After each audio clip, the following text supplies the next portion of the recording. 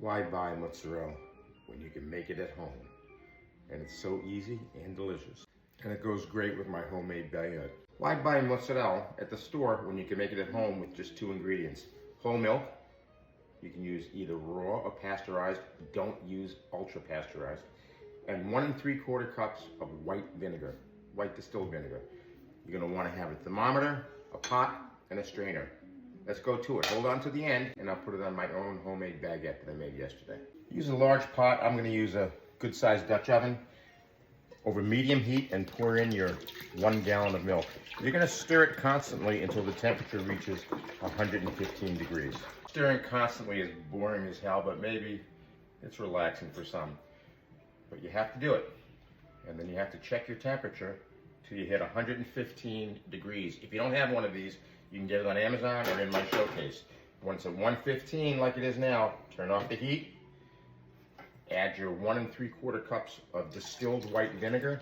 And that's used, instead of the traditional citric acid and rennet ingredients that's used in cheese making.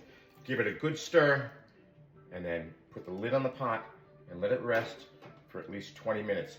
You'll see that the wheys and the curds are starting to separate already. Okay, time's up. Let's see how we're doing. Ah, yes.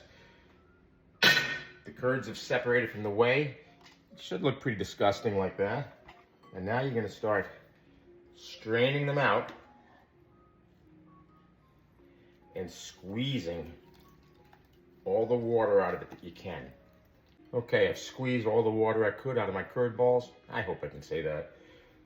Now, with the whey, you're gonna turn the heat back on medium and you're gonna heat it up until you get to 160 degrees. If you happen to have a cheesecloth, take your ball, put it in the cloth, wrap it around, and then you can kind of twist it. And that'll get a lot of the excess water out. Okay, we got the whey up to about 160 degrees, so we're gonna put the mozzarella balls back in. I turned the 4 small balls into 2 larger balls. I'm gonna put them in for about 7 or 8 minutes.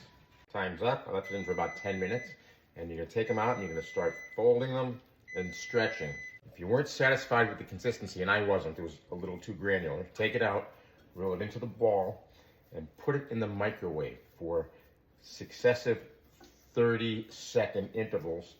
Be careful, it'll be hot when you first take it out, until you can stretch and fold them.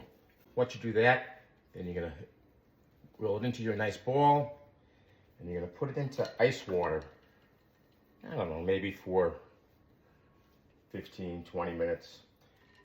I'm gonna add a little salt at this point. And the mozzarella's cooled down in the ice bath. Seems to be the right consistency. I'll slice it. Ah, yes. Now, I'm gonna put it on this baguette that I made yesterday. Just a little oil, pepper, maybe a little balsamic. Let's give this homemade mozzarella a try on my homemade baguette with a little olive oil, a little salt and pepper, a little Italian seasoning, and maybe a sprinkle of fig balsamic. Makes a nice appetizer too.